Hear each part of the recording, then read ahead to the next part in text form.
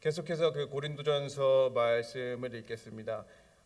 몇 주 동안 이제 고린도전서 8장에서 10장을 읽으면서 그 사도 바울이 이제 우상에게 바쳐진 음식을 먹어도 되는가 아니면은 먹으면 안 되는가, 뭐 또는 우상 음식을 시장에서 구입을 해도 되는가 아니면은 안 되는가, 아니면은 만약에 내가 이웃집에 하나님을 믿지 않는 이웃에게 이제 저녁 식사 초대를 받았는데 그 음식이 우상 음식이었으면은 믿는 사람으로서 어떻게 해야 하는가라는 것을 이제 다루는 것을 볼 수 있었습니다. 근데 이제 이 하나의 질문 안에 무수한 것들이 이제 포함되어 있는 것을 함께 보지 않았습니까? 그러니까 나와 하나님과의 관계, 나와 내 이웃과의 관계, 그리고 나와 내 자신의 양심에 관한 것들이 얽히고 설키고 굉장히 이제 복잡하게 있었던 것을 볼 수 있었는데, 이 가운데 이제 사도 바울은 고린도 교인들에게 장성한 믿음을 말했었습니다. 장성한 믿음을 말하고, 장성한 믿음을 가지고 있는 사람은 어떠한 선택을 하는가라는 것을 중심으로 이제 8장에서 10장을 이제 설명을 했는데, 그것은 이제 나를 위한 선택이 아니라 철저하게 복음을 위한 선택, 나를 위한 선택이 아니라 철저하게 이웃을 위한 선택을 하라라는 것이 사도 바울이 이제 8장하고 10장에서 말하는 장성한 믿음의 약간 해답으로 저희가 이제 봤었는데요.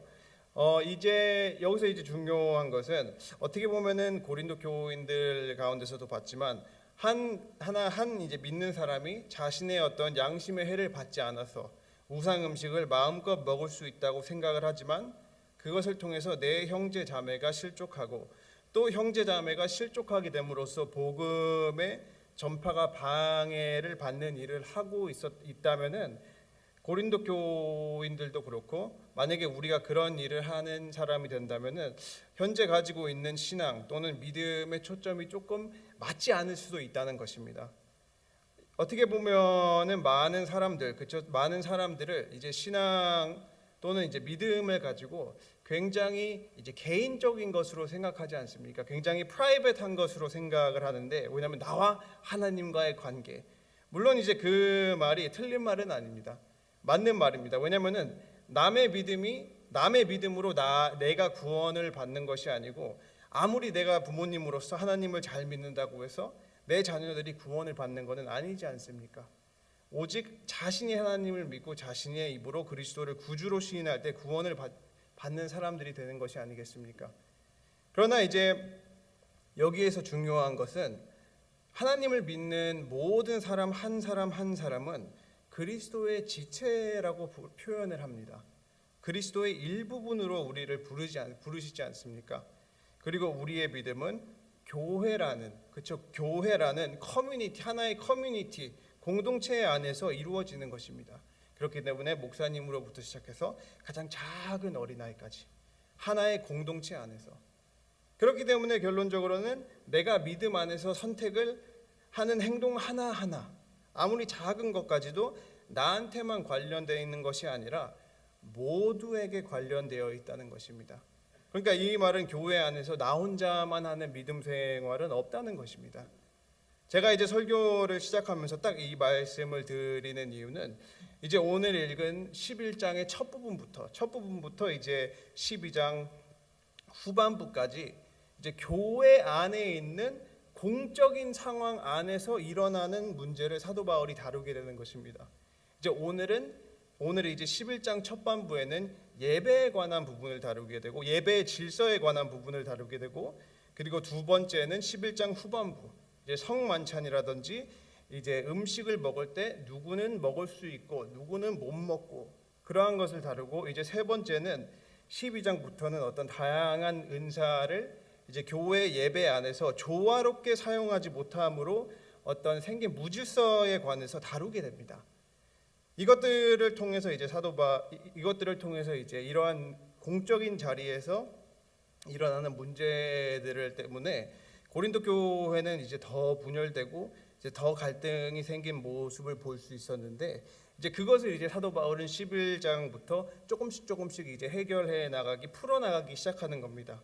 그러면서 이제 계속해서 풀고, 그 이제 여성이 머리에 그 수건을 쓰는 거에 대해서 해답을 풀고, 그리고 성만찬에 대해서 풀고, 그리고 은사에 대해서 풀고, 계속해서 문제를 이제 풀어 나가다 보면은 이제 고린도전서를 읽으면은 딱 바로 생각나는 부분, 그죠? 고린도전서의 13장, 사랑은 오래 참고 사랑은 온유하고 시기하지 않으며, 13장까지 11장으로 시작해서 13장에 딱 올라가고, 그리고 이제 이렇게 내려 마무리를 짓는 것을 볼 수 있는데, 오늘은 이제 11장 첫 부분을 간략하게 이제 보고 어떠한 문제들을 다루는지 보도록 하겠습니다.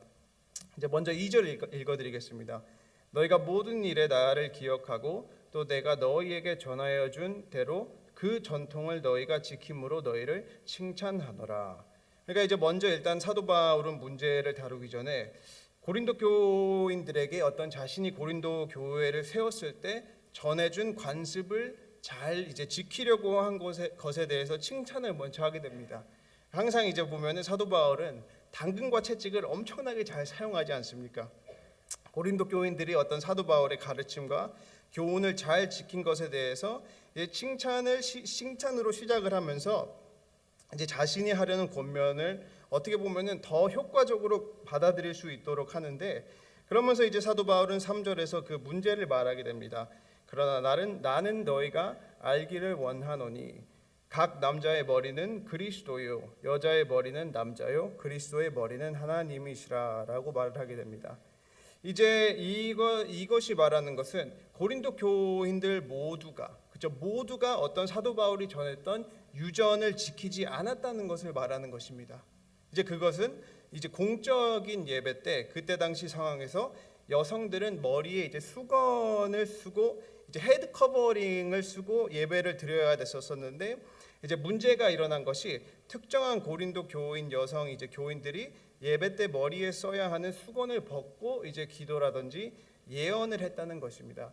근데 이제 지금 현재 상황에서 딱 듣게 되면은 약간 왜 이게 문제가 되는지 약간 이해가 안 될 수도 있는데, 이것을 이제 알려면은 이때 당시 어떤 사회적인 배경이 어땠는지를 봐야 합니다.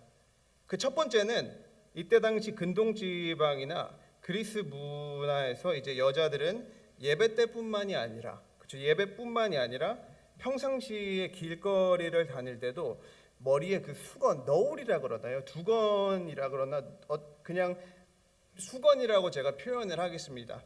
이렇게 수건을 쓰고 다니는 것이 풍습이었습니다.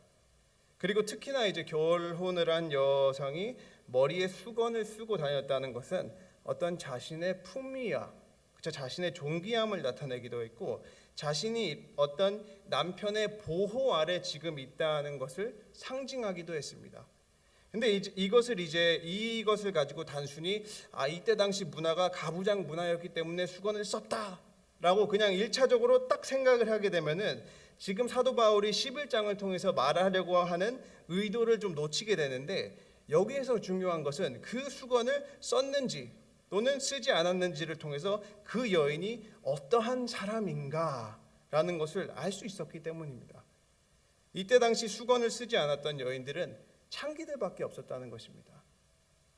평상시에 수건을 쓰지 않고 다닌다는 것이 의미하는 것은 나는 지금 안 좋은 관계를 원한다.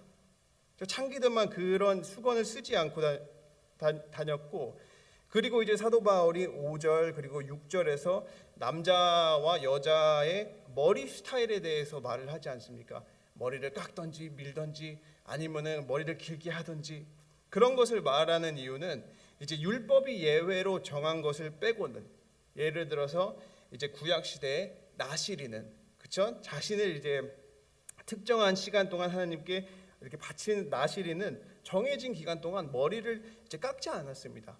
그러면은 남자더라도 이제 머리가 길게 되고, 또 다른 경우에는 뭐 예를 들어서 율법에서 이스라엘 남자와 이제 결혼을 하는 이제 포로로 잡혔던 이방 여인들은 자신이 어떤 일정 기간 동안 애통을 할 때, 어떤 슬픔을 표현할 때 머리를 민다고 합니다.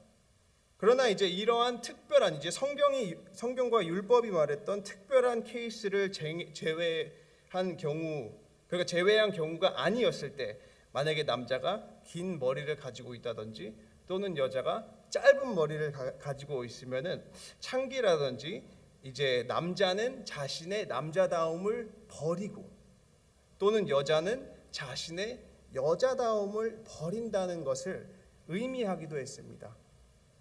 그러니까 이제 사도 바울이 오늘 이제 다루는 문제는 단순히 예배 때 이제 예배를 드릴 때 머리에 수건을 썼다 안 썼다 써야 되지 왜 안 쓰냐 약간 그런 문제가 아니라 지금 그 행동과 그것이 무엇을 의미하고 있는 것인가, 그러한 행동을 통해서 주변 성도들과 또는 이웃들에게, 하나님을 믿지 않는 이웃들에게 고린도 교회가 어떻게 보여지고 있는가라는 것이 결정된다는 것입니다. 그리고 또 여기에서 두 번째로 중요한 것은 이때 당시 이제 유대인 회당에서는, 유대인 그 시나고그에서는 남성들만 대표 기도를 하고 남성들만 이제 설교를 할 수 있었을 뿐만이 아니라 남자들과 여자들이 모일 수 있는 공간이 엄격하게 분리가 되어 있었습니다. 제가 아직까지도 기억이 나는 게, 제가 이제 대학교를 다니고 있었을 때 학교에 유대인 학생들이 굉장히 많았습니다. 그러면서 이제 유대인 학생들이 워낙 많아가지고 이제 유대인이 그 학생들이 지정된 시간에 예배를 드리는 모습을 제가 이제 종종 볼 수 있었는데, 어느 날 이제 수업을 하면서 이제 걸어가면서 유리로만 된 건물을 지나가면서 그 안에 이제 유대인 학생들이 이제 예배를 드리고 있는 걸 봤는데, 딱 이렇게 보니까 모든 남자는 왼쪽에 앉아 있고 모든 여자는 오른쪽에 앉아 있고, 그리고 중간에 긴 칸막이가 이렇게 세워져 있더라고요.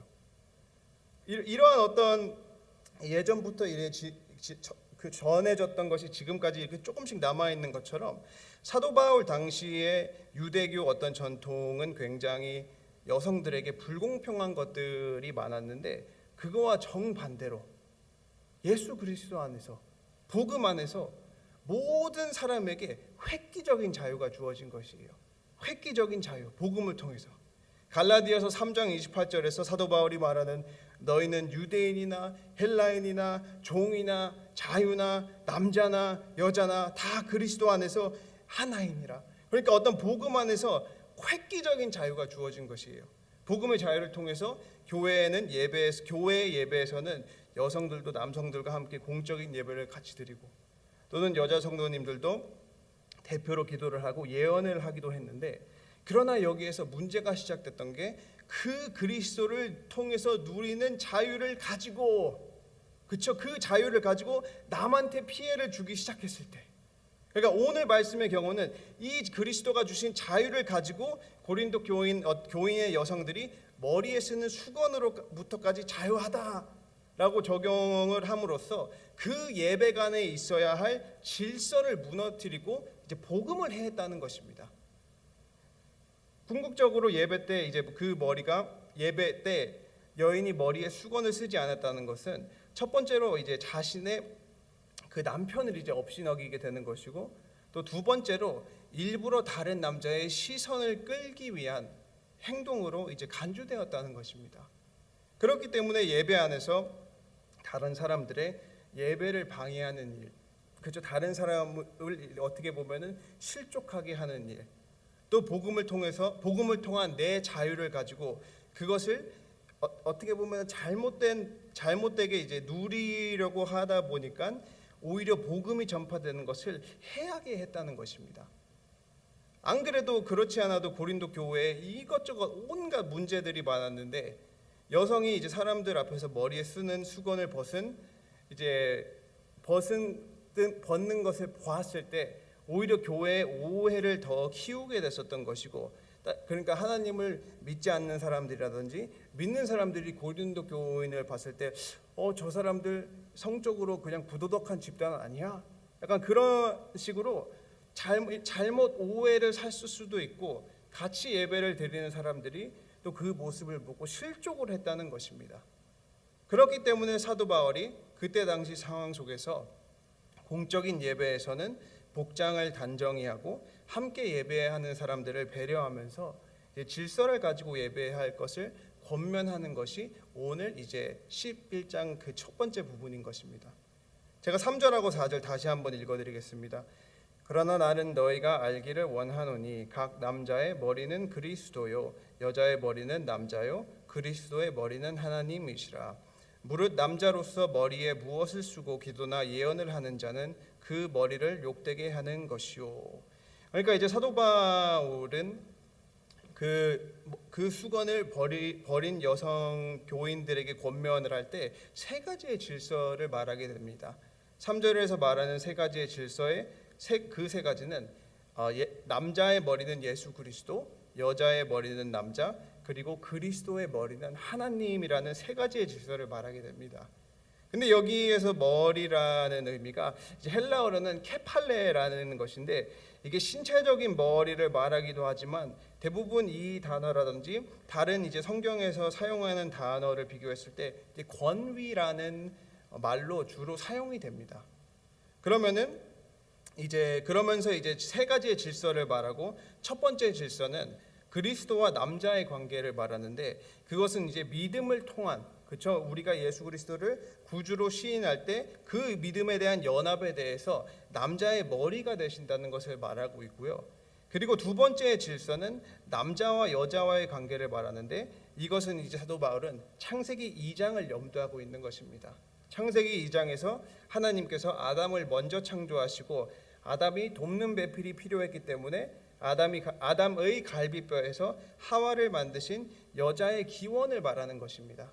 그 순서, 그렇죠? 그 사도 바울이 말하는 것은 남자는 어떠한 그 결혼이라는 연합을 통해서 여자의 머리가 된다는 것인데, 여기에서 굉장히 중요한 것은 이거는 지금 계급을 말하는 것이 아니라는 것입니다. 계급이 절대 아닙니다. 절대로 계급으로 생각해서도 안 되고 계급화시키는 모습을 보여서는 절대 안 된다는 것입니다. 어떻게 보면 크리스찬, 하나님을 믿는 사람들의 결혼 사상은 남편과 아내와의 관계를 이제 그리스도와 교회와의 관계로 표현을 하지 않습니까? 즉 그리스도가 죽기까지 교회를 사랑하고 또 그 죽으심으로 사랑을 증명하신 것처럼 남자도 자기 아내를 사랑하고, 또 교회가 그에 화답하여 오직 그리스도에게 순종하는 것처럼 여인도 그 남편에게 순종하고, 사랑과 순종의 관계로 말을 하고 있는 것입니다. 이와 같이 남편과 아내도, 그렇죠? 남편과 아내도 그리스도를 따라서 사랑과 순종의 관계로 이루는 것이 하나님께서 정하신 섭리인데, 우리가 이 역할을 가지고 지금 생각할 때 계급화하는 누를 범해서는 절대로 안 된다는 것입니다. 사도 바울이 지금 이것을 말할 때 의도하는 것이 계급화가 아니라는 것은 성경이 그 3절 안에서 이미 다 나와 있습니다. 이 사도 바울이 말하는 세 번째 질서가 무엇이겠습니까? 하나님은 예수 그리스도의 머리가 되신다는 것입니다. 그러면은 이 말은 예수 그리스도가 하나님보다 지위가 떨어진다는 말입니까? 아니죠. 절대 아니죠. 하나님은 예수 그리스도의 머리가 되신다는 것은 이제 빌립보서 2장 6장에서 8절에서 가장 정확하게 말하고 있는데, 제가 읽어드리겠습니다. 그는 근본 하나님의 본체시나 하나님과 동등됨을 취할 것으로 여기지 아니하시고 오히려 자기를 비워 종의 형체를 가지사 사람들과 같이 되셨고 사람의 모양으로 나타나사 자기를 낮추시고 죽기까지 복종하셨으니 곧 십자가에 죽으심이라. 아멘. 그러니까 예수 그리스도는 하나님의 본체시고 예수 그리스도는 하나님 자체이시지만 신약 시대에 이르러서는 우리의 죄를 사하기 위해서, 우리의 죄를 대속하시기 위해서 가장 낮은 자의 모습으로 하나님에게 절대적인 복종을 하셨기 때문에 하나님은 그리스도의 머리가 된다고 표현을 하고 있는 것입니다. 이 말이 얘기할 때 예수님은 하나님보다 좀 낫다, 여자는 남자보다 좀 낫다, 그러한 것을 얘기하는 것이 절대로 아닙니다. 그 역할, 그 다른 역할, 하나님과 예수 그리스도의 관계를 통해서 알 수 있는 것은 여자와 남자는 동등하다는 것입니다. 그러나 하나님께서 주신 역할이 다르기 때문에 그 질서의 차원에서는 구별이 있어야 한다는 것을, 그 어떤 오더가 있어야 한다는 것을 지금 사도 바울이 말을 하는 것입니다. 단순히 사도 바울은 지금 단순히 오늘 이 말씀을 가지고 남자가 우월하니까 여자는 예배 때 머리에 수건을 써라라고 하는 것이 아니라, 그렇죠? 아까 말씀드린 것처럼 여성이 수건을 쓰지 않고 있었다는 것은 그 남편의 권위를 무시하고 그 남편에게 순종하지 않고 어떤 이제 창기와 관련된 그 이미지를 생각나게 하기 때문에 그리스도를 통해서, 그렇죠, 예수 그리스도를 통해서 그 예배의 올바른 질서를 유지하기 위해서 이러한 이제 권면을 하는 것을 볼 수 있는 것입니다. 근데 여기에서 굉장히 재밌는 것은 다시 한번 천천히 3절을 읽어 보시겠습니까? 지금 사도 바울은 세 가지의 질서를 말하고 있습니다. 세 가지의 질서를 말하고 있는데 지금 그 순서를 어떻게 나열을 했습니까? 사도 바울이 지금 남자와 그리스도, 여자와 남자, 그리스도와 하나님. 약간 순서가 조금 이상하지 않습니까? 만약에 사도 바울이 일방적으로 남자가 우월하다라고 생각하고 일방적으로 여자들한테 너희들 머리에 수건 써야지라고 권면을 했었더라면 그 질서의 순서를 첫 번째로는 여자의 머리는 남자요, 두 번째로는 남자의 머리는 그리스도요, 마지막으로는 그리스도의 머리는 하나님이라 라고 이렇게 순차적으로 나열을 해야, 이렇게 순차적으로 여자 남자, 남자 그리스도, 그리스도 하나님으로 나열을 해야 그 말이 성립이 되는데, 그런데 오늘 사도 바울은 지금 순서를 어떻게 하고 있습니까? 3절, 그러나 나는 너희가 알기 원하노니 각 남자의 머리는 그리스도요, 여자의 머리는 남자요, 그리스도의 머리는 하나님이시라.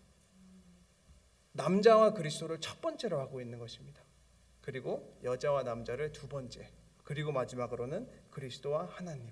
그 순서를 지금 뒤집은 거예요. 일부러 뒤집은 거예요. 뭐냐? 그리스도로 시작해서 그리스도로 끝난다는 것을 말하기 위해서. 사도 바울이 권면하는 것은 지금 사회적인 어떤 가부적인 배경을 반영하려고 하는 것이 아니라 오직 예수 그리스도의 행적을 통해서만, 예수님으로 시작해서 예수님으로 끝나는 그 행적을 통해서 남자와 여자의 어떤 올바른 역할을 알 수 있다는 것이고, 또 그 관계는, 모든 관계는 예수 그리스도가 근원이 되신다는 것을 말하기 위해서 지금 그 순서를 뒤집은 겁니다. 순서를 일부러 뒤집은 거예요. 모든 관계는 그리스도 안에서, 그리스도를 카피해서 그 안에서 질서 있게 이루어져야 한다는 것을 말하고 있는 것입니다. 그러니까 지금 순서가 다른 거예요. 순서가 남자와 그리스도, 그리고 여자와 남자, 그리고 그리스도와 하나님. 그렇기 때문에 4절하고 6절 읽겠습니다. 무릇 남자로서 머리에 무엇을 쓰고 기도나 예언을 하는 자는 그 머리를 욕되게 하는 것이요, 무릇 여자로서 머리에 쓴 것을 벗고 기도나 예언을 하는 자는 그 머리를 욕되게 하는 것이니 이는 머리를 민 것과 다름이 없으니라. 만일 여자가 머리를 가리지 않거든 깎을 것이요, 만일 깎거나 미는 것이 여자에게 부끄러움이 되거든 가릴지니라. 그러니까 먼저 4절에서 이제 만약 남자가 머리에 수건을 쓴다면은 그것은 남자의 머리이신 그리스도를 욕되게 하는 것이고, 그 반대로 이제 여자가 예배에서 머리에 쓴 수건을 벗으면은 이제 남자가 욕되게 하는 것이라고 말하고 있는데, 이러한 이유는 이제 사도 바울은 7절을 통해서 말을 하고 있습니다. 7절, 남자는 하나님의 형상과 영광이니 그 머리를 마땅히 가리지 않거니와 여자는 하나님의 영광이니라. 그러니까 이것이 뜻하는 것은 이제 하나님이 사람을 창조하실 때 모든 사람을 하나님의 형상대로 창조하시지 않으셨습니까? 근데 이 하나님의 형상대로 창조하시고 사람들로 하여금 이 땅을 다스릴 수 있는 주권을 주신 것입니다. authority를 주신 것입니다. 여기에서 이제 하나님의 형상이라는 것은 여러 의미를 가지고 있지만 그 중에 하나는 자연에 대한 사람의 주권, 자연을 다스리는 하나님께서 주신 주권이 포함되어 있는 것입니다. 그러니까 그리고 또한 그 남자가 하나님의 영광이라고 말하는 것은 그 남자는 먼저 창조를 받은 자로서 그 주권을 올바르게 사용함으로써, 제대로 똑바로 사용함으로써 하나님의 위엄을 세상에 드러내고 하나님을 존귀케 하는 존재이기 때문에, 그러니까 드러내야 하는 존재이기 때문에 그러한 존재가 머리에 이제 순종을 의미하는 수건을 쓴다는 것은 자신의 역할을 남자로서 그 역할을 감당하지 못한다는 것입니다. 하나님의 영광을 드러내는 역할을 가지고 있는데 그것을 책임을 못 졌다는 것입니다. 그것을 영광을 감당하지 못하고 그 어떤 영적인 질서에서 벗어났다는 것을 말하는 것이고, 그리고 이제 반대로 여자가 남자의 영광인 이라는 것은 그 창조의 순서를, 창세기 2장이 말하는 그 창조의 순서를 반영을 함으로써 하나님이 아담을 창조하시고 아담이 그 하나님께서 주신 일을 혼자 할 수가 없었기 때문에 아담의 갈비뼈에서 하와를, 돕는 배필이라는 위치를 주시고 둘이 하나를 이루도록 하시지 않았습니까? 그러니까 여자가 남자의 영광이라는 것은 하나님께서 이제 여성에게 돕는 배필로서 주신 역할을 순종과 헌신을 통해서 잘 감당할 때 그 하나님께서 만드신 창조의 섭리를 여자뿐만이 아니라 남자도 이제 질서를 유지하게 하기 때문에 사도 바울이 7절에서 그렇게 말을 하는 것입니다. 그렇기 때문에 사도 바울은 이제 8절하고 9절에서 창세기 2장의 원리를 말하면서 이제 고린도 교인들 그 특정한 여성들에게 권면을 하게 되는 것입니다. 그 8절하고 9절이 그 2장의 원리를 반영하게 되고 그것을 통해서 이제 10절에서는 그러므로 여자는 천사들로 말미암아 권세 아래에 있는 표를 그 머리 위에 둘지니라라고 이제 말을 하게 되는 것입니다. 여기에서 이제 또 천사들이 말미암아라는 것은 많은 해석들이 이렇게 있는데 가장 어떻게 보면은 정확한 것은 예배 때, 그렇죠? 천사들로 말미암아라는 것이 예배 때 참석해서 함께 예배를 드리는 천사들이 있기 때문에 예배 때 함께 참석해서 지켜보는 천사들이 있다는 것을 말하는 것인데 이것은 이제 여자든지 또는 남자든지 각각 하나님께서 주신 그 역할을 다하고 그 책임을 다하고 그 예배 안의 질서를 유지할 수 있도록 천사들로 말미암아 그 표를 두라는 것입니다. 그러니까 궁극적으로 사도 바울은 그 어떤 창조의 질서를 가지고 예배를 회복하기 위해서, 예배의 오더를 회복하기 위해서 머리라는 개념을 사용하게 되는 것입니다. 그러나 이것을 이제 지나치게 내가 원하는 방법으로 해석해서는 절대로 안 된다는 것입니다. 특히 어떻게 보면은 이제 한국인들 1세대 한국 분들 사이에서는 유교적인 것들이 아직도 이제 스며들어 있어가지고 이러한 말씀을 가지고 필요 이상으로 남자는 우위하다, 남자는 지배하는 위치다라고 생각을 하면은 전혀 하나님께서 기뻐하시는 것이 아니라는 것입니다. 사도 바울이 말하는 것은 복음은 그렇지 않다. 세상은 그럴 수 있지만 복음은 전혀 그렇지 않다는 것입니다. 복음 안에 있는 우리 모두는 하나님의 형상으로 지으심을 받은 자녀다라고 지금 말을 하고 있는 것입니다. 그리고 11절에서 12절 그러나 주 안에는 남자 없이 여자만 있지 않고 여자 없이 남자만 있지 아니하니라. 이는 여자가 남자에게서 난 것 같이 남자도 여자로 말미암아 났음이라. 그리고 모든 것은 하나님에게서 났느니라. 아멘. 그러니까 남자는 여자를 위해서, 여자는 남자를 위해서, 남자가 남자를 찾는 것이 아니고 여자가 여자를 찾는 것이 아니라 오직 남자와 여자가 하나를 이룰 때 하나님께서 만드신 질서를 지켜야, 그렇게 또 통해서 지켜야 한다는 책임을 말하고 있는 것입니다.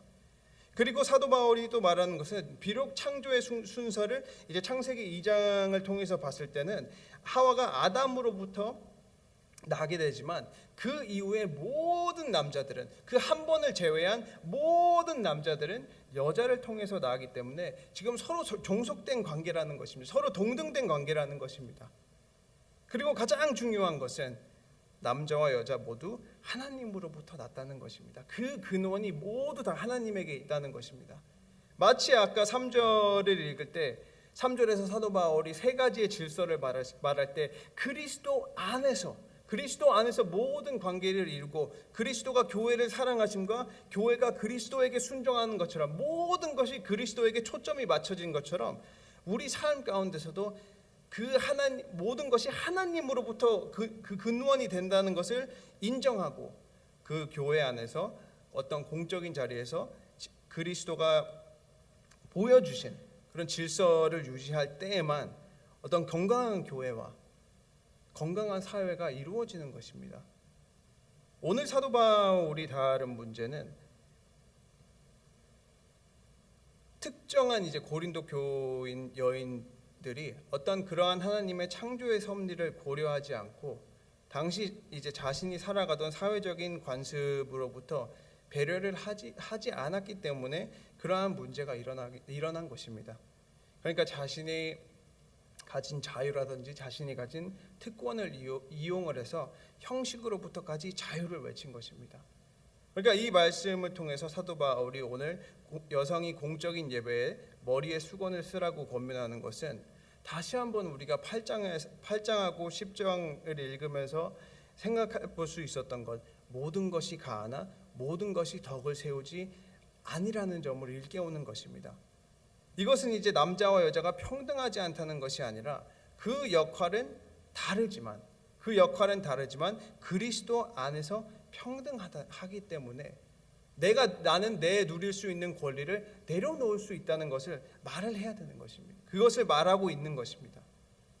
어떻게 보면은 고린도전서 11장을 생각해보고 현재 사회에서 일어나는 것을 생각해봤을 때 현재 사회에서 일어나는 현상들은 하나님께서 예정하신 질서들을 무너뜨리고 있는 것이 너무나 많습니다.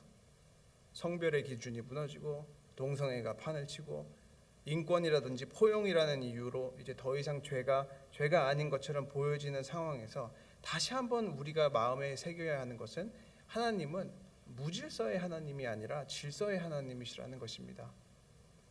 우리 사랑하는 친구 교회 성도님들은 오늘 말씀을 통해서 서로에게 핀잔을 주시는 건수를 만드시는 것이 아니라, 그렇죠? 왜 순종 안 해? 그러면은 가장처럼 잘해야지 라는 것처럼 서로에게 핀잔을 주시는 것이 아니라 이 말씀을 통해서 다시 한번 하나님의 그 질서를 생각하시고 우리의 삶과 우리의 예배의 모습을 통해서 오직 하나님의 영광만을 나타내시는 저와 성도님들이 되시기를 주님의 이름으로 축원합니다.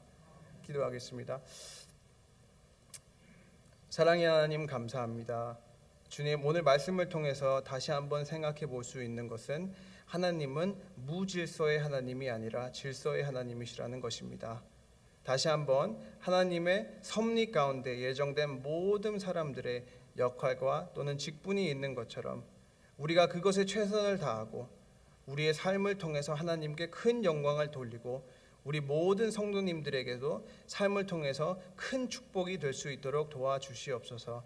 주님, 특별히 몸이 아프신 환우들 김영만 장로님 그리고 이창근 집사님을 위해서 기도합니다. 힘듦 가운데서도 함께하여 주시고 비록 몸은 힘들 수도 있지만 정결한 마음, 깨끗한 마음을 허락하여 주셔서 이러한 일을 통해서 주님께 믿음으로 영광을 돌릴 수 있도록 하여 주시옵소서. 주님, 이제 남은 시간 기도할 때 우리 사랑하는 성도님들이 간구하는 모든 것 은혜 가운데 다 이루어질 수 있게 도와주심에 감사드립니다. 감사드리며 예수님 이름으로 기도드렸습니다. 아멘.